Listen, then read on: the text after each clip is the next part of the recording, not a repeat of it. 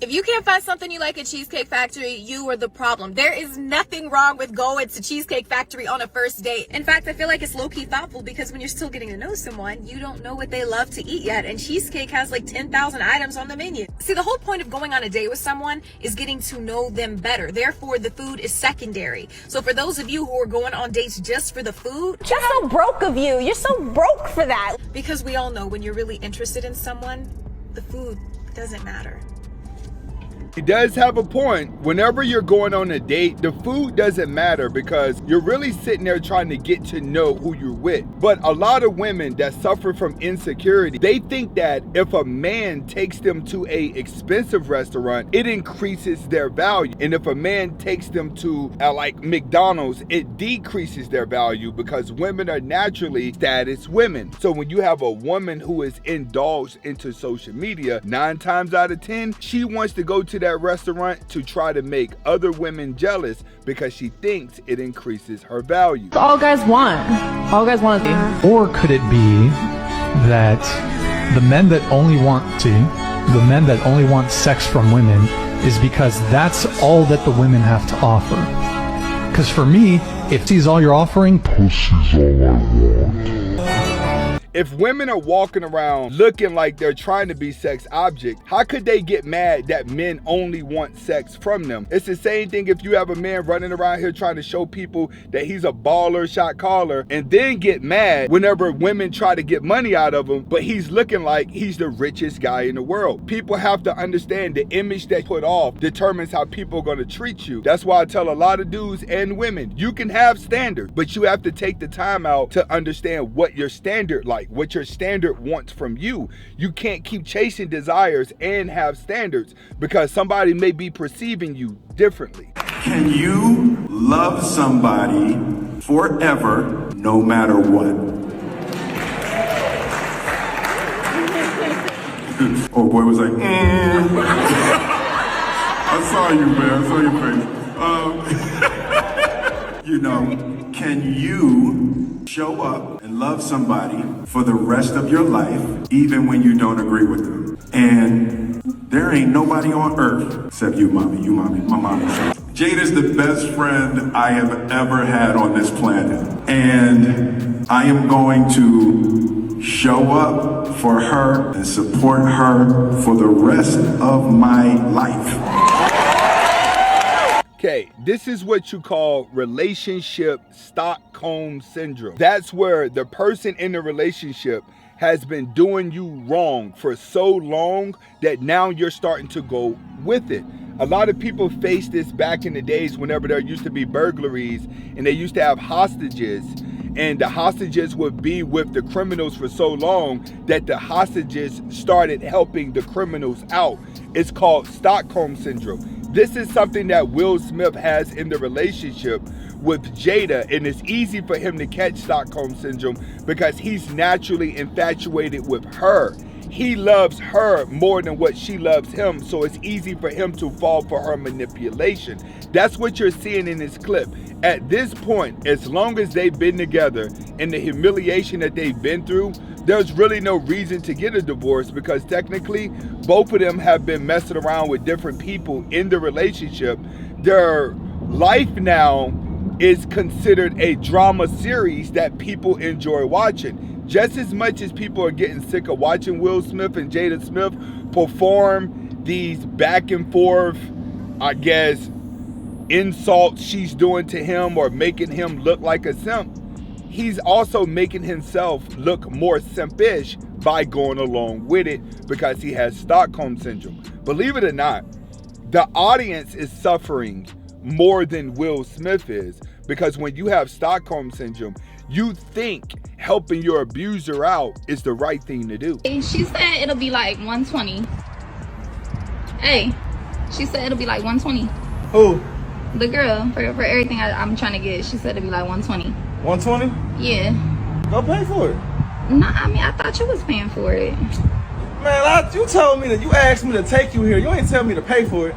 we on a date. Like, that's what I thought we was, you know what I'm saying, vibing. I thought I didn't know this we was on a part of date. the I thought I was gonna take you on a date to go eat. I was gonna take you like Ruth Chris or something. Okay, so this is a part of the date. I require maintenance. Like, I need my lashes and stuff done. Like, all right, look, I don't even know you like that to be paying for your lashes and stuff. Like, so you in order for me to do that, you would have to be my girl or something. Like, you feel me? You can't. So you just sitting up here with Cardi's on, MCNs and all of that. So you trying to act like you can't pay for my little lashes? Oh, so like, you a sack chaser, huh?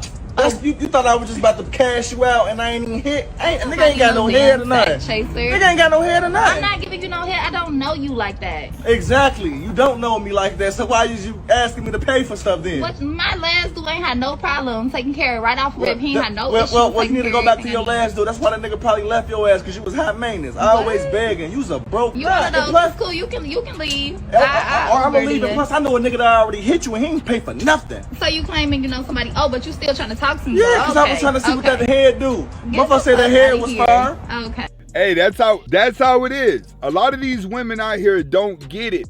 Is that a lot of dudes are with you to get to know you first, but when you start jumping ahead of this, he's gonna bring up everything that he's trying to ignore. Everybody ignores each other's flaws until they get mad at someone, right? That's naturally what someone's gonna do. So when it comes down to dating, a lot of guys already have negative views of how they feel about women, and women have negative views of how they feel about men, but everyone ignores that because it's like, all right, I'm still attracted to this person, so let me get to know them on a level where I can ignore all of their flaws. That's mainly what's happening on dates. When people first meet someone else, they automatically point out their flaws and uses someone else's flaws to base their value on what that person is to them. But when people step out of line, you're gonna find out extremely clear how much people really don't like each other and really just want to be around someone to be their little servant. A lot of women, when they come across some dudes, based off the way that the guy is talking, they feel like, all right, this guy is desperate. I can tell by the way he's talking. I can tell by the way that this guy is acting. So I'm going to try to get some money out of him. But the dude may be on a relationship and he's like, listen, I'm just trying to clap some cheeks. She asked me for anything. I'm going to snap because she gave it to my homeboy for free. So if ladies is going to be out here, don't be messing with homeboys and you let one homeboy clap for cheeks for free and you think you get ready to slide back out and charge the next one. Guys ain't doing that no more. Something that she can improve on in bed. What's something she can improve on? Honestly, she could spit on it a couple times. She just be just sitting there playing with it. Like. What about you? How long you fucking last? Personally, I wouldn't take this level of disrespect. How long bro last, bro? How long he lasts? He lasts like 3 minutes. Oh shit! Oh shit! Put that on God. I do. You tripping. No. You want to count? It's fine. It's fine.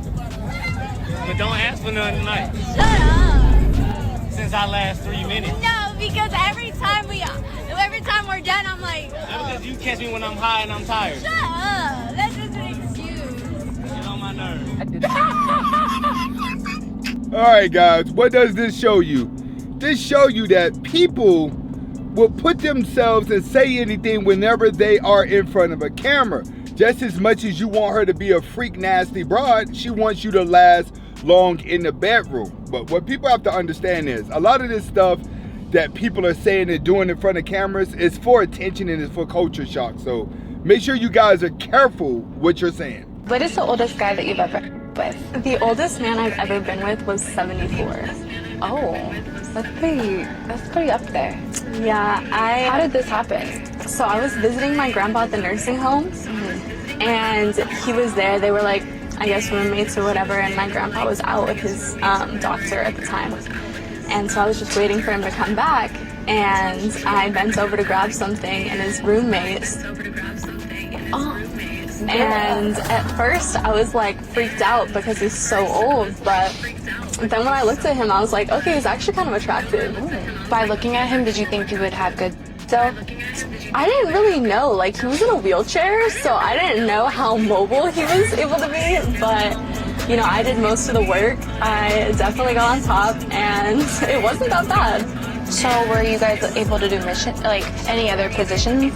He was pretty like stable in the chair, but I definitely like reverse and facing him, so. Put it in reverse, Terry. Have you seen that? Was he still able to get hard though? Yeah, he was very hard. I think I was like his first years. Did you eat it? No, I didn't. But he within like 2 minutes, so I already know like it's been a while since he's had something. I'm sure he's asking your grandpa when his granddaughter's coming back. Yeah, probably. Crazy.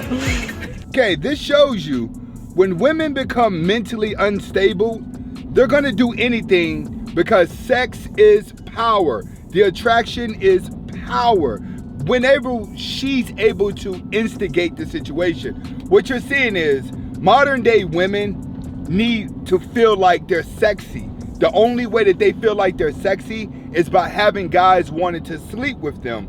That's how they feel sexy. They don't feel sexy based off of what you tell them because actions speak louder than words. When you got a girl that young sleeping around with old men that are in a wheelchair, they're emotionally and mentally fucked up.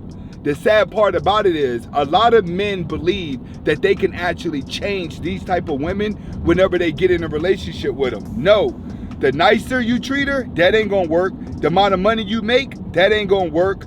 Telling her the birds and the bees and everything to make her feel good, that ain't gonna work. When they get stretched out like this, the best thing for them to do is porn. That's why you can't really get upset with strippers and adult film stars. It's because those women are mentally conditioned to do that, and they're mentally conditioned to please a man. That's why it's good to pay for them. It's good to be around them to have a good time. But when it's time to build a family and it's time to like do things with your life, those are just fun girls. Men need to separate the difference between good girls and fun girls. But you have so many women in modern world now, they want to look and act like fun girls because fun girls get the most attention, and they normally end up destroying their aura from getting the good men, and then it causes more men not to want to be more good men because of the actions of the woman.